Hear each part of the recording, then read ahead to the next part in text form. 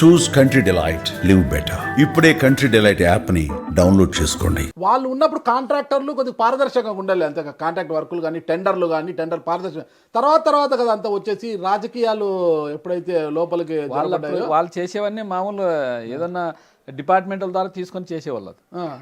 అప్పుడు టెండర్గానే వచ్చేవాళ్ళు. ఎమ్మెల్యేలు వీళ్ళదంతా రౌడీలు గూండాలు ఎమ్మెల్యేలు ఎప్పుడైతే లోపలికి ఎంటర్ అయ్యారు అప్పటి నుంచి కూడా చెడిపోయావి అంతా కూడా. రింగు కావడము, లేదంటే దౌర్జన్యం చేసి ఒకరే కాంట్రాక్ట్లు తీసుకోవడము, రింగ్ చేసి ఇలాంటి ఎమ్మెల్యేలకు సర్దుబాటు చేసి డబ్బులు ఇవ్వడము, ఇట్లాంటివన్నీ ఎమ్మెల్యేని లోకల్ ఎమ్మెల్యేని సంతృప్తి పరిచిన తర్వాత ఎంపీని సంతృప్తి పరిచిన తర్వాత కాంట్రాక్ట్లు తీసుకోవడము, ఇవన్నీ మారిపోయినాయి కదా. మళ్ళా మారిపోయాయి అవన్నీ. తర్వాత మీరు అలవాటు పడిపోయారు దానికి. అట్లే మేము అట్లే వర్కులు చేసుకుంటున్నాము, అట్లా ఆ ఫీల్డే అట్లే తెలుసు కాబట్టి అట్లే వర్క్లేకి. రైల్వే కాంట్రాక్టర్గా ఉన్నాం. మీరు జెడ్పీటీసీ ఎందుకు అయ్యారు? మళ్ళీ జెడ్పీటీసీ జోలు ఎందుకు వచ్చారు మళ్ళీ రాజకీయాల్లోకి? ఇప్పటి నుంచి మనకు రాజకీయాలు అంటే ప్రేమ. ఓకే, ఎందుకు మన రాజకీయం అంటే రాజకీయం ఎలక్షన్ వరకు రాజకీయం చేస్తుంటే తర్వాత మా వర్క్ మేము చేసుకుంటున్నాం వాళ్ళు. ఓకే, అంటే మీరు రాజకీయాలకు రావడానికి మీ మామ గుమ్మనూరు జయరాం గారు వాళ్ళ సోదరులంతా ప్రోత్సహించారు బాగా? వాళ్ళనే మేము పోచేసినట్లే. పోచేసి అంటే వాళ్ళు ఫస్ట్ ఎప్పుడు టీడీపీలో ఉండేవాళ్ళు. 2006లో ప్రజారాజ్యం పార్టీలో పోటీ చేసి ఓడిపోయాడు ఆయన. ఫస్ట్ ఆయనది 2001లో ఎంపీటీసీకి పెట్టి ఆయనకు ఓడిపోయినాడు ఏరూరులో. మేము మా ఊర్లో గెలిచినాం. మేము మా మల్లికార్జున అని పెట్టి ఆయన గెలిపించుకున్నాము. ఆయన ఓడిపోయినాడు 2001లో. 2006లోన జెడ్పీటీసీ పెట్టినాడు ఆయన. జెడ్పీటీసీ పెడితే మేము అందరూ కలిసి సర్లే ఆయన అప్పుడు ఓడిపోయినాడు కాబట్టి సర్లే ఉన్నలే మనోడు కూడా అనే లెక్కలోన ఆయన అప్పుడు జెడ్పీటీసీ 2006లో గెలిచినాడు. తర్వాత 2009లోన పీఆర్పీ తరఫున పోటీ చేసి ఓడిపోయినాడు. రాజీనామా చేసినాడు దానికి, అది జెడ్పీటీసీకి 2009లో. ఇంకా 2000 మీకు తెలుసు 2014లో ఆయన ఎమ్మెల్యే వైఎస్ఆర్ 2013లో వచ్చినాడు మన వైఎస్ఆర్ కాంగ్రెస్ పార్టీ. మేము 2011 ముందే ఆయనకన్నా ముందే ఉన్నాము. ఆయనకన్నా ముందే మీరు మళ్ళా ఓకే, ఆయనకన్నా ముందే. మీకు ఆయనకు బంధుత్వం ఉందా? ఇప్పుడు మా అల్లుడు అంటే కదా, అల్లుడు వాళ్ళు అన్నదమ్ములు. అల్లుడు నాయన మా గుమ్మనూరు జయరాములు అంతా వాళ్ళు అన్నదమ్ములు బంధుత్వం అంతా. వాళ్ళ ఎనంలో వీళ్ళ ఎనంలో.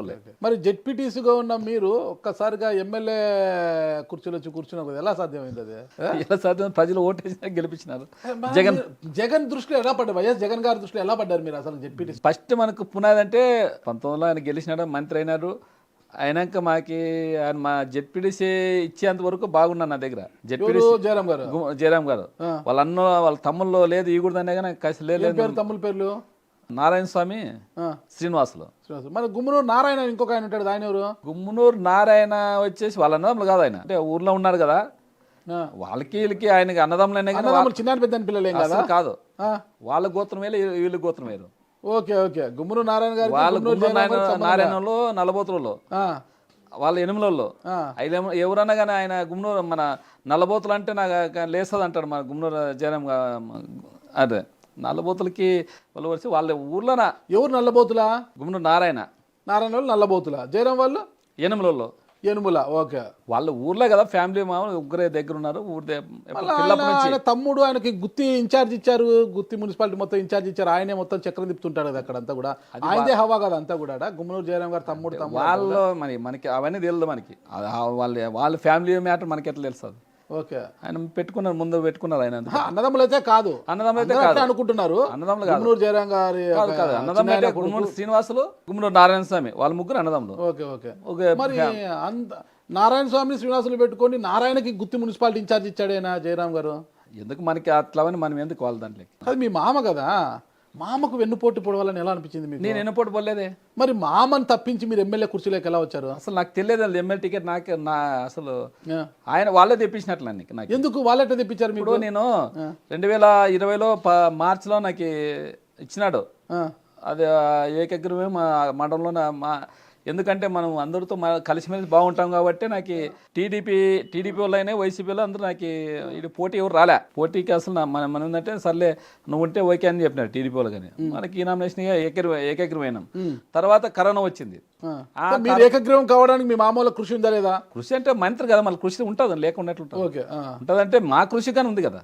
మా మండలం అంటే మేము ఇప్పుడే కాదు, కాంగ్రెస్ ప్రభుత్వం అప్పటి నుంచి మా మండలం ఎప్పటికీ కాంగ్రెస్కే మొగ్గు చూపేది మా మండలం. ఎప్పుడు టీడీపీకి ఎక్కువ లేదు ఈడ.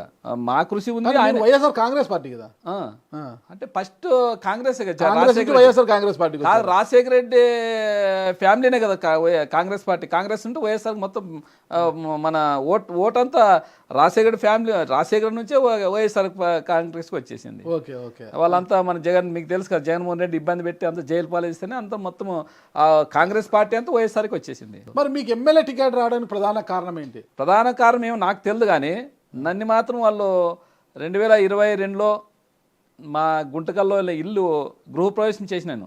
ఫిబ్రవరి 6వ తారీఖు చేసినాము. ఆ రోజు నాకైతే మొత్తం 6 మండలాల నుంచి జనాభా భారీ కార్యకర్తలు కానీ నాయకులు అందరూ భారీగా వచ్చేసినారు. ఆ జనాభా చూసి మళ్ళీ వాళ్ళకి ఏమనిపించింది ఏమో కానీ, ఆయన దీనికి కారణం అంతా ఎవరంటే గుమ్మనూరు నారాయణ గారు. ఎందుకు? ఆయనే మనము ఈ సోషల్ సర్వీస్ అంతా చేస్తుండ్రు. కరోనాలో ఏమైందంటే, ఫస్ట్ కరోనాలోన మరి ఆంటపూర్కి లాస్ట్ బాడు కాబట్టి ఇక్కడ స్కూల్లోనే వదిలిపెట్టే వాళ్ళని ఆ బస్సులో తీసుకొచ్చి వదిలిపెడుతుంటే వాళ్ళకి నేను వచ్చిన వాళ్ళకి టిఫిన్ అయితేనేమి, భోజనాలు అయితేనేమి వాళ్ళ కార్యక్రమం బాగా చూసుకున్నాను.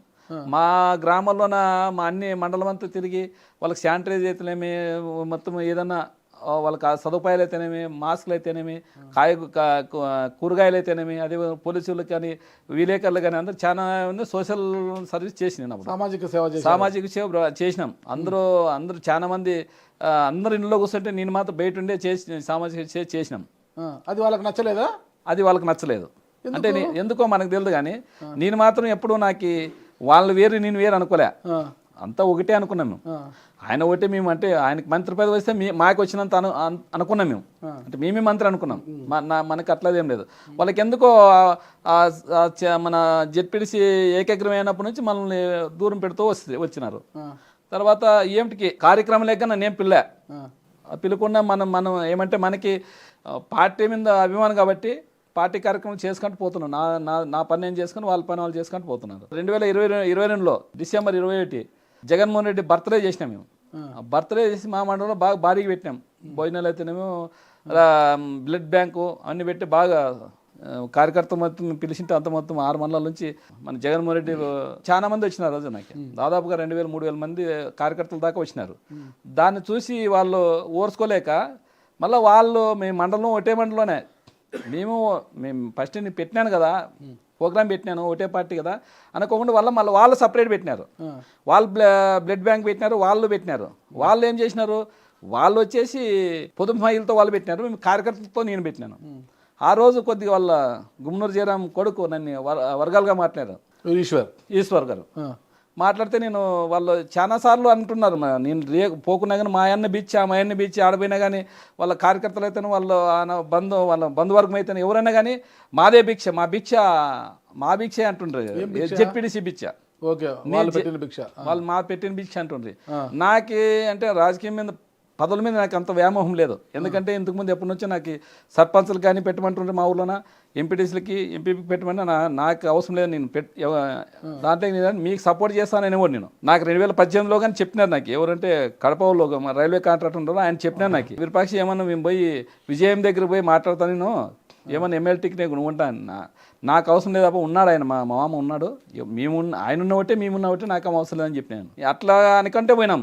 ఆ రోజు 2022లో వాళ్ళు మా భిక్ష అదని కొడుకు నన్ను కొద్దిగా వర్గాలుగా మాట్లాడితేనే నేను మీ భిక్ష నాకు అవసరం లేదు, నాకు పార్టీ ముఖ్యము, నాకు 10 అవసరం లేదని నేను రాజీనామా చేస్తామని చెప్పిన. ఆ రోజు ప్రకటించిన మొత్తం అది వచ్చేసి మొత్తం రాష్ట్రం అంతా చాలా అన్ని మీడియాలు ఈ మీడియా ప్రతి ఒక్క మీడియా వచ్చింది.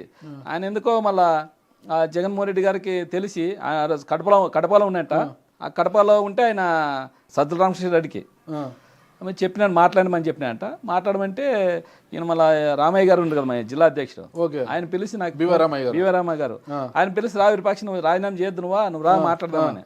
నాకు అవసరం లేదన్నా, నాకు 10 అవసరం లేదు, నాకు కావాల్సింది ఏమి నా పార్టీ కోసం పనిచేస్తాను, నాకు 10 అవసరం లేదు, నేను మాత్రం ఖచ్చితంగా రాజీనామా చేస్తాను అనుకున్నాను, నేను వెనక్కి వచ్చే ప్రసక్తి లేదని చెప్పినాను. ఆయన లేదు నువ్వు వచ్చేది ఒకసారి వచ్చిరా, నువ్వు కర్నూలుకు రా అని చెప్పినాడు. కర్నూలు పోయినాం. కర్నూలు పోతే నేను ఆయనకి ఒప్పుకోలే, నేను రామాయణ గారికి ఒప్పుకోలే ఫస్ట్. నాకు అవసరం లేదు, నాకు జెడ్పీటీసీ నేను మాట ఇచ్చినా, నేను మాట తప్పునే నాకు అవసరం లేదు, జెడ్పీటీసీ నాకు అవసరం లేదు, ఇచ్చినాను నాకు అవసరం లేదంటే. మళ్ళీ ఆయన రాంభూపాల్ రెడ్డి గారు కానీ ఆయన కానీ వచ్చి కర్సన్ రాంభూపాల్ రెడ్డి ఆయన వచ్చినాడు. ఆయన జిల్లా అధ్యక్షుడు అక్కడ నంద్యాల కదా, ఇద్దరు నాకు చెప్పినారు, లోపల పిలిచి పర్సనల్ చెప్పిన కొన్ని మాటలు. సర్లే కానిలే, నాకు నేనంటే ఇక్కడ గాను నాకు మాత్రము జగన్ సార్తో కలిపేలా, మీరు లేదంటే ఎవరైనా పెద్దోళ్ళతో కలిపారంటే సర్లే మేము కల్పిస్తాము, మన సజ్జల రామకృష్ణ గారు వస్తారు రేపు, ఆయనతో కానీ మేము కల్పిస్తామని చెప్పినారు. కల్పిస్తామంటే ఆయన మళ్ళా మరుసటి రోజు వచ్చినారు. కర్నూలులో ఆయన దగ్గర ఒక అర్ధగంట సేపు నాకు ఇచ్చినారు. ఆయన సజ్జల గారి దగ్గర నాకు నన్ను కలిపి మాట్లాడిన దానికి నేను ఆ రోజు విరమించుకున్నా. ఇంకా ఆ రోజు నుంచి మనకు అదే మెయిన్ మనకు అంటే నేను రాజీనామా చేస్తాననేదే ఒక పునాది ఉన్నట్లుంది. అంటే ఆ నుంచి మీ వద్ద గ్యాప్ పెరుగుతూ వచ్చింది. మా ఇల్లు ఓపెనింగ్ ఎప్పుడైనా అప్పటి నుంచే మనకి వాళ్ళకి మాకి మధ్య. సుమన్ టీవీలో మీ పర్సనల్ అండ్ బిజినెస్ ప్రమోషన్స్ కోసం కింది నెంబర్కి కాంటాక్ట్ చేయండి.